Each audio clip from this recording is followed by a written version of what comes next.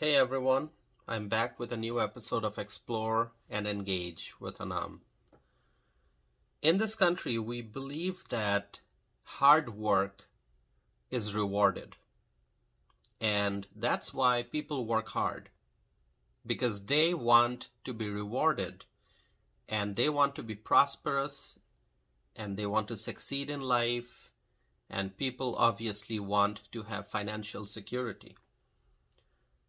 But sadly, there are many people in this country who are not going to agree with that idea anymore. The idea that if you work hard, you will succeed. And why is that? Because there are many Americans who are working hard and they are still becoming worse off over time. People live and work with the understanding that if you work hard, the sky is the limit. But that doesn't appear to be true for a growing number of people in this country. Let me tell you, friends, many Americans are suffering. They are suffering in this economy because there's inflation. There's economic uncertainty, and people are working hard. They are going above and beyond, and they continue to work hard. They are trying their best to earn and to make ends meet.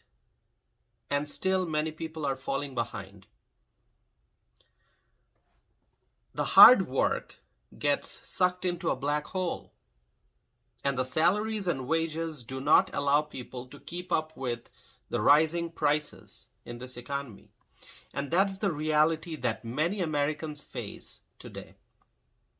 People are being deprived of the fruits of their labor.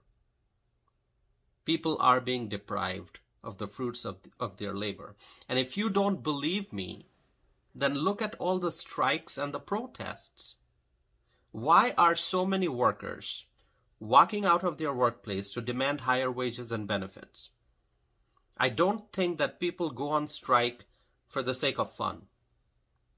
Going on strike is a serious matter. It's not a joke. And then the lines at food pantries keep growing, and then the homeless shelters are full to the brim. And why is that? Because people are working hard and they are still being deprived of the fruits of their labor.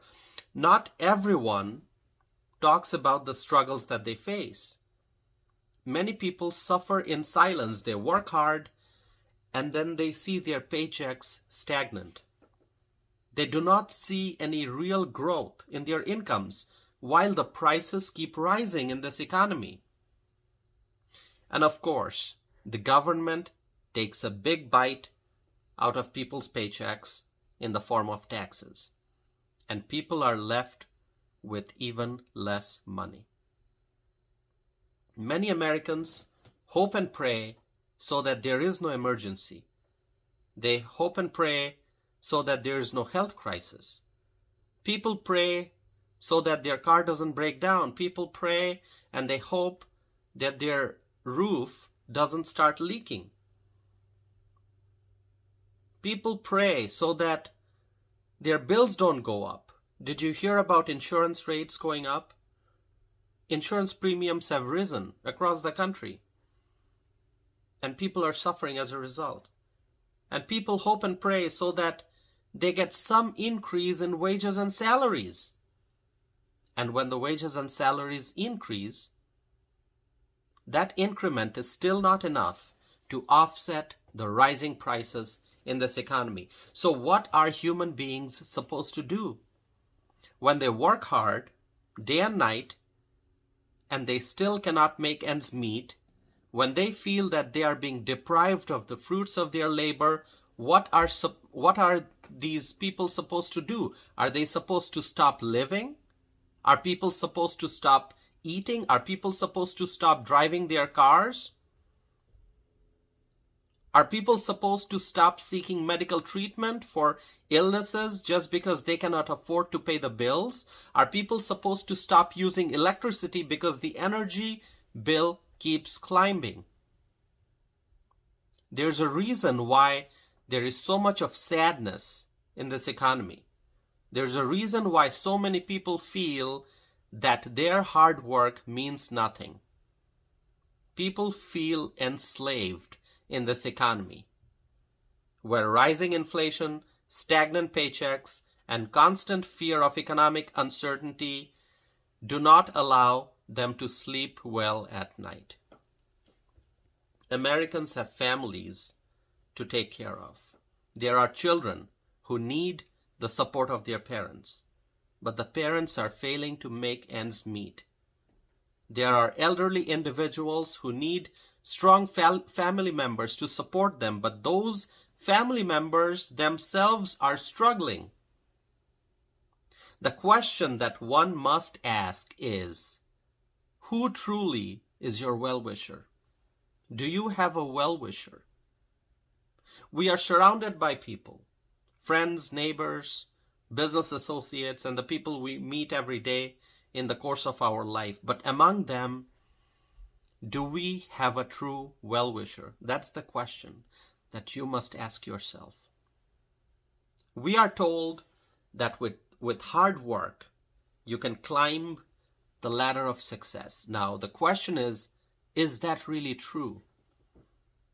What if you work hard and you're still being deprived of the opportunity for growth?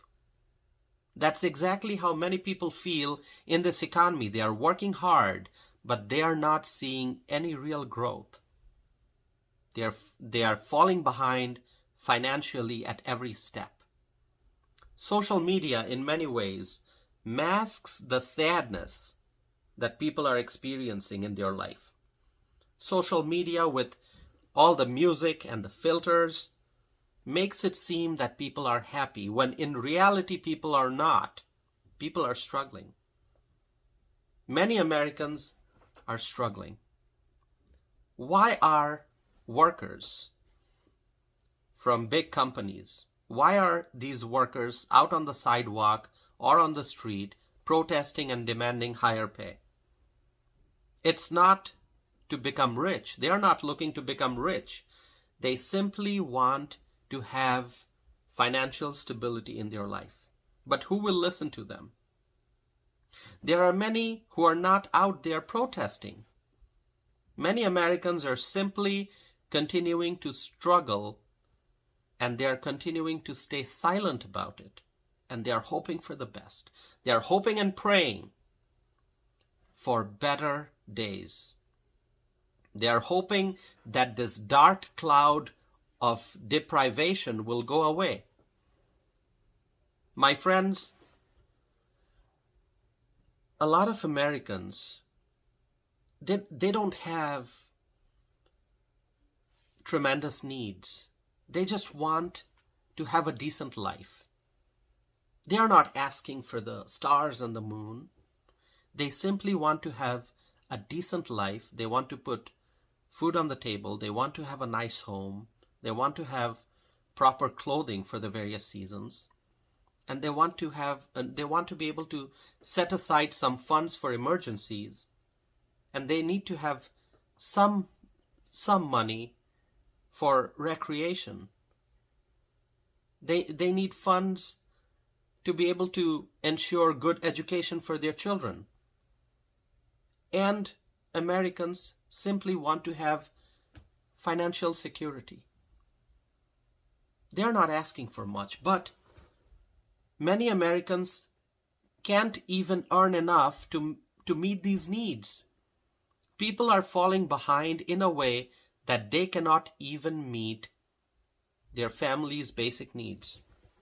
For someone who has tremendous wealth, it may be very easy to say, hey, you gotta work hard and you'll succeed. And I'm sure that many people do succeed by working hard. Absolutely, many people do succeed because they work hard, because they have creativity, because they have energy and the willingness to succeed, and they succeed. But times are very different now.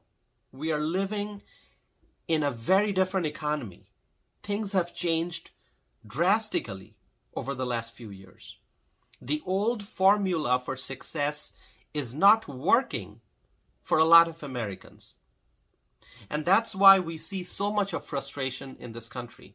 It's very easy to say, work hard and you'll succeed. But the real question is, how many people actually value those individuals who work hard? How many people actually value the people who are working hard?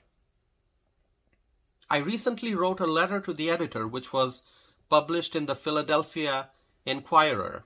I wrote about Social Security's cost of living adjustment for the year 2024, which is only 3.2%. Social Security's cost of living adjustment increase for 2024 is only 3.2%, which means that the cost of living adjustment increase will not offset the rise in prices in the economy. Social Security is a program that's funded by taxpayer dollars. Just look at your pay stub and you will see how much money the federal government is taking out of your paycheck, leaving you with less in disposable income. And they are taking money out of your paycheck to fund Social Security, among other things. Then why are senior citizens getting only a minuscule 3.2% increase at a time like this when everything costs more? And that's why many seniors are almost on the verge of becoming homeless. Many are rationing food. They are splitting up one meal into both lunch and dinner. Many seniors are taking one meal and they're splitting it in two, and they're having half for lunch and half for dinner. That's what's happening in this economy. Many seniors are suffering because of food insecurity. Many elderly individuals don't have clean clothes to wear. And so if the government is taking big chunks of money out of our paychecks, why are the elderly individuals in our country not getting the funds that they need to have a decent life? They have worked hard, and in their old age, they are suffering. And it's not just the seniors who are struggling. Many millennials, people from my generation, I'm a millennial. Many millennials still don't own a house because they cannot afford to.